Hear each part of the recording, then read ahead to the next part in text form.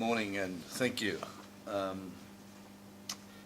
I guess I just want to raise a few issues I think are important about mixed farming systems, and like most of you, I've probably got more questions than I've got answers, but I at least want to ask the questions and sort of give you a view on what I think some of the issues are to think about things as the day goes on. So as Cam said, I was involved with Home Sackett, which I'm not anymore, but these days basically I'm involved with growth farms where we run quite a few livestock, sort of about 150,000 sheep, and we've got 25,000 hectares of crop, and a lot of those are run on the same farms, and particularly in southern New South Wales and into Victoria. So the questions of how we optimise those and how we work those together are really important for us when we're looking at our investments for clients. And we have quite a few answers, but I think there are some interesting issues that we still need to think about, and always looking about where we're going with it and how we position it. I'm a bit scared about the next 30 years. I think the next 3 is hard enough to predict, let alone 30. I'm probably a bit more comfortable with 10 years, but 30 years, I think, oh, geez, that's just a bit too hard. I won't have to worry about it anyway, maybe. So I think, to me, the key vision for mixed farming systems is that they remain competitive both nationally and globally over the next 30 years.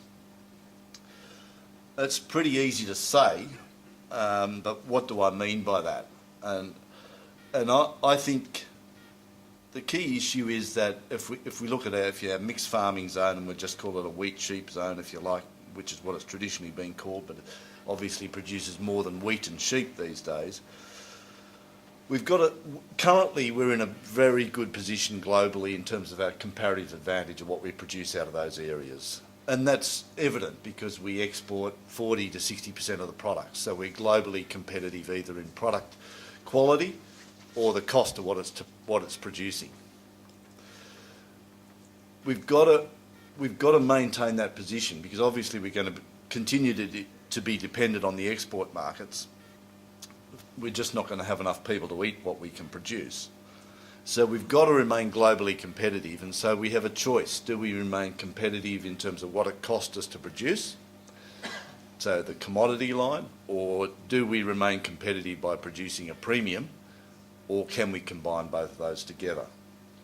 And I think we currently do, and there's no reason why we can't continue to do so in the future if we go about it the right way.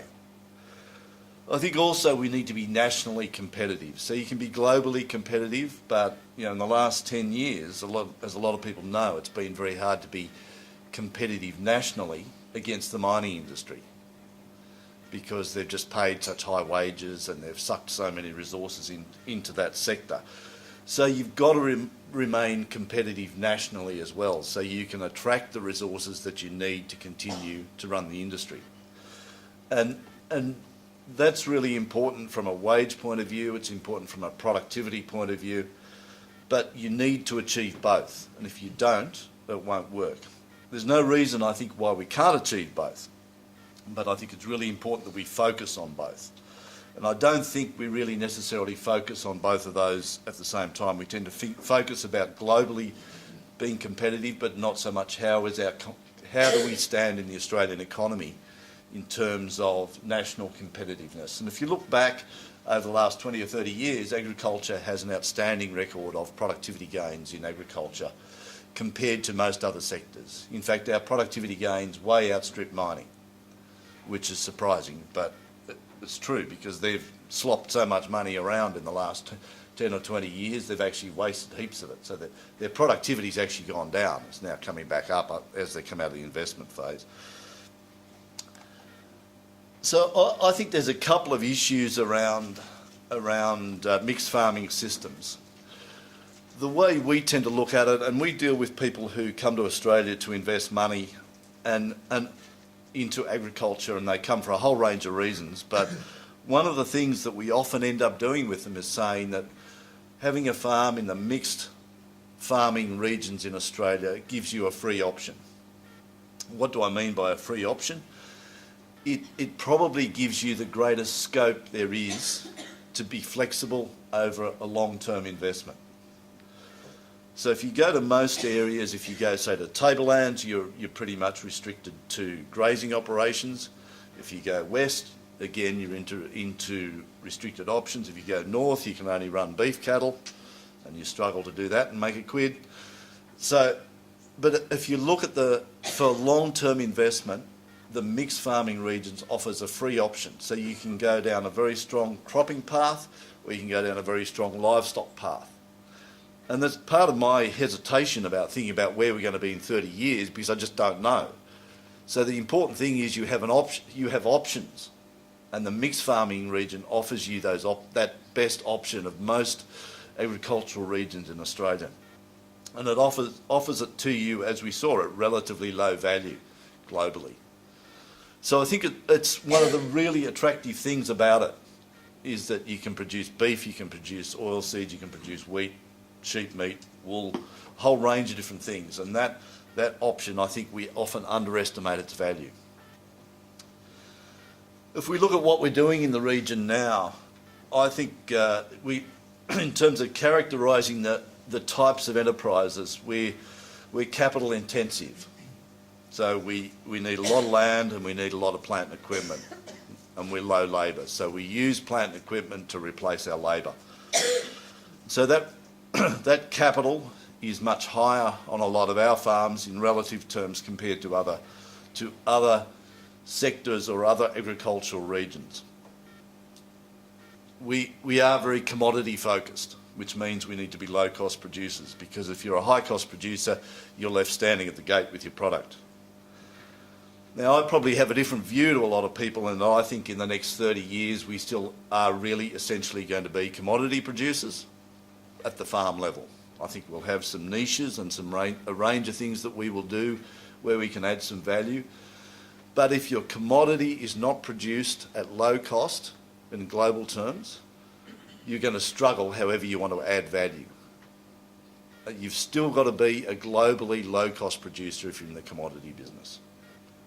I think with the volumes of stuff we produce, we can play around the margins with niches and add some value and do all sorts of stuff down the value chain, but we still must be low-cost producers inside the farm gate. And if we are low-cost producers inside the farm gate, we will be globally competitive.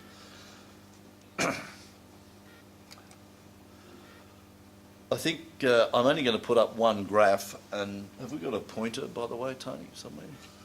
We've got 10 of them.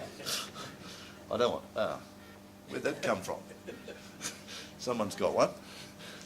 Can you, don't point at that, point at something else. Right.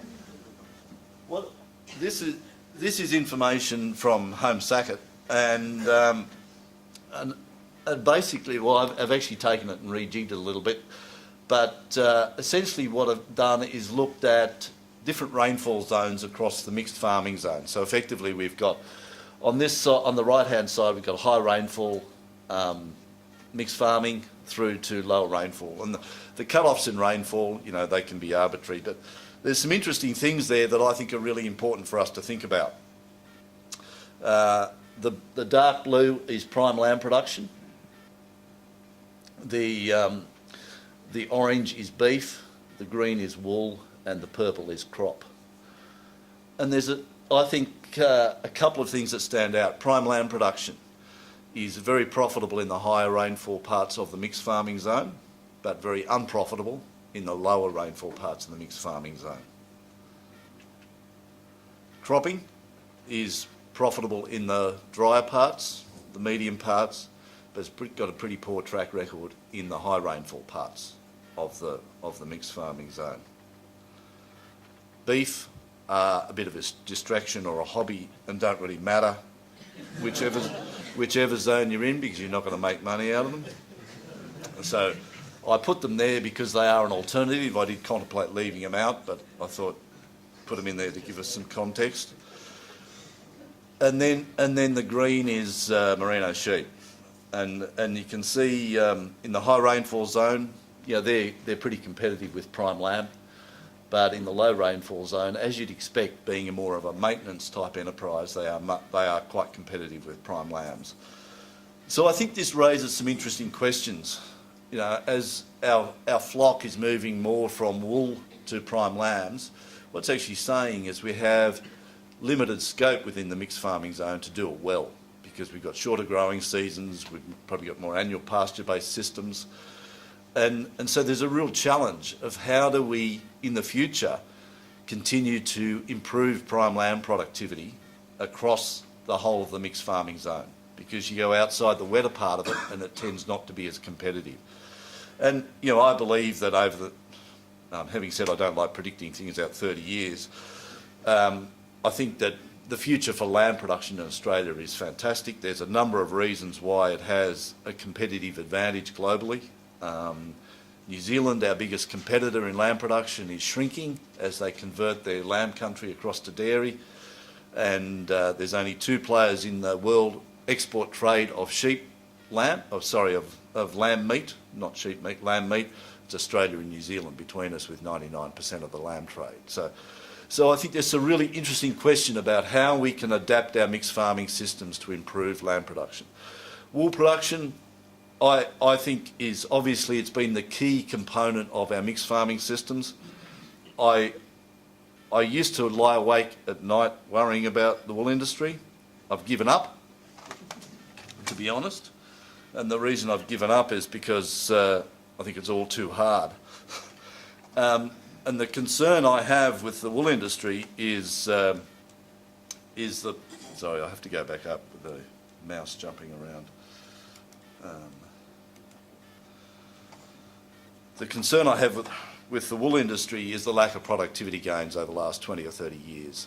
And unless we can address that in the next 20 or 30 years, I think the wool sector is just going to continue to shrink and become increasingly irrelevant, and we will produce wool where we can do nothing else.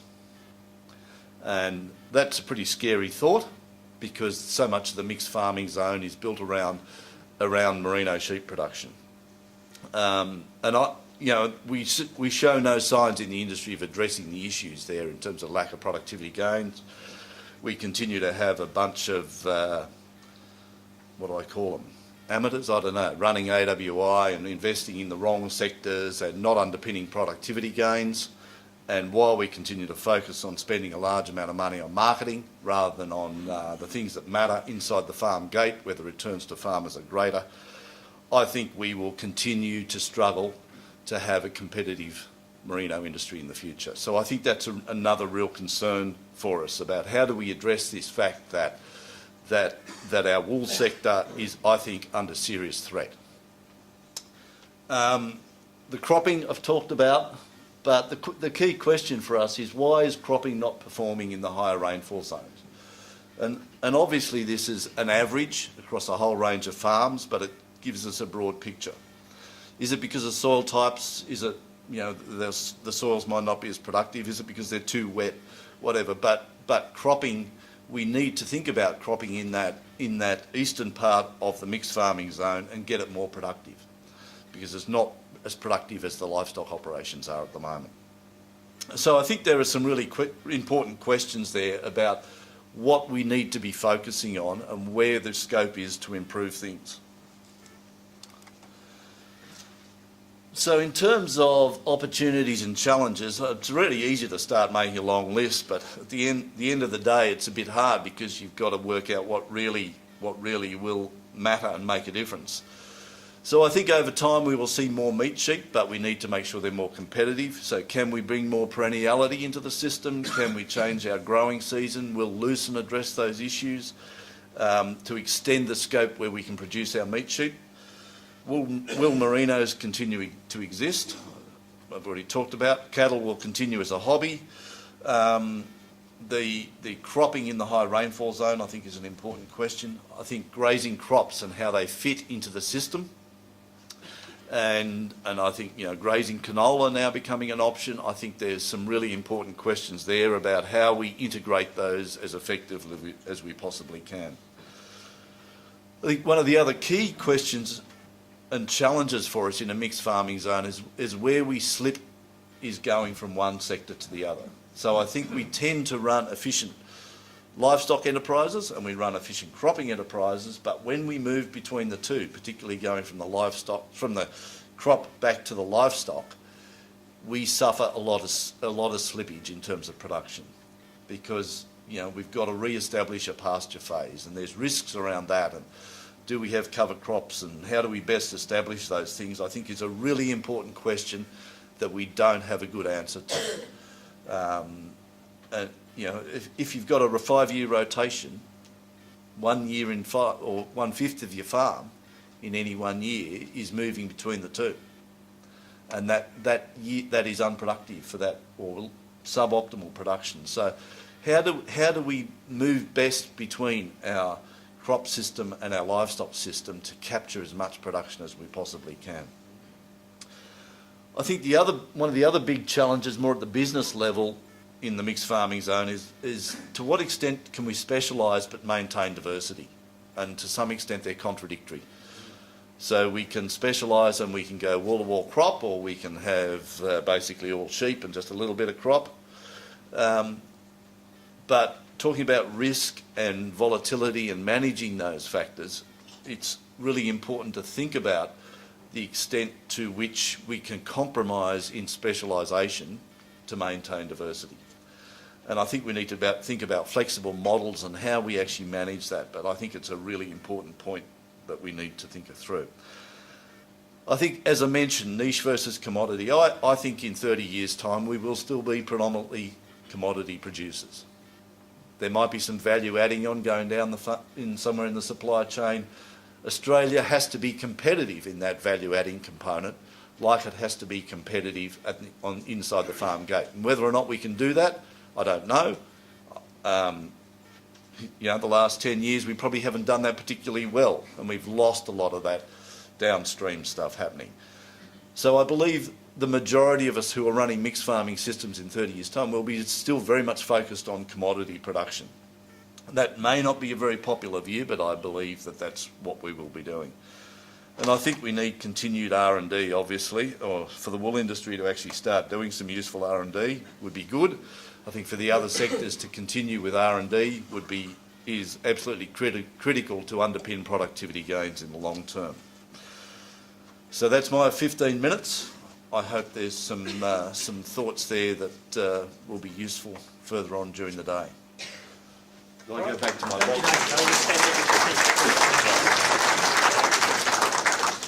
We are a bit pressed for time, but I reckon with a presentation like that, if there aren't some questions from the floor, with the sort of suggestions that David's made there, I'd be very surprised. So are there a couple of areas of sort of clarification, or you want to explore a little bit further? We will have more time in the afternoon, but just while David's up here now. David, Phil Long, just a question, some clarity about the beef industry. The figures you put up there say it's actually performing okay in terms of rainfall rains, and yet pretty scathing about the potential for the beef industry. Can you just clarify your point? Well, no option in any of those rainfall zones was at the most profitable, so it was behind in any one. Cropping was ahead in areas, sheep meat was ahead in areas, beef was not ahead in any area. So I think beef will continue to be in grazing areas, because I think it's very hard to run wall-to-wall sheep for a range of reasons. But in the mixed farming zone, I just don't see where beef cattle work, because you've got an alternative. A sheep crop system is better than a beef crop system, just simply on profitability. Fantastic. One other question over here. Yeah, David, there's no mention in there of the people element associated with it. Is the inference there that if the business model's competitive, you'll be able to attract the people to come into it? Yeah, look, I think it's very different when you operate a farm and you go and find someone to run it versus when it's your own farm and you say, what do I rather do? And obviously, I think from our point of view, traditionally we haven't had problems attracting staff. So the thing that staff want is a challenge and career advancement and an interesting job and respect and all those sort of things. And whether you're in an 80-20 mix or a 20-80 mix doesn't matter to a lot of them. They just want an interesting job and a career in agriculture. If it's your own family farm or personal farming business, obviously people have preferences, and that's fine. As long as you accept, if you choose to run cows, that you're leaving money on the table, and that's fine. That's no problem at all if that's your lifestyle choice. Fantastic. A couple of great answers, a couple of great questions. Could you thank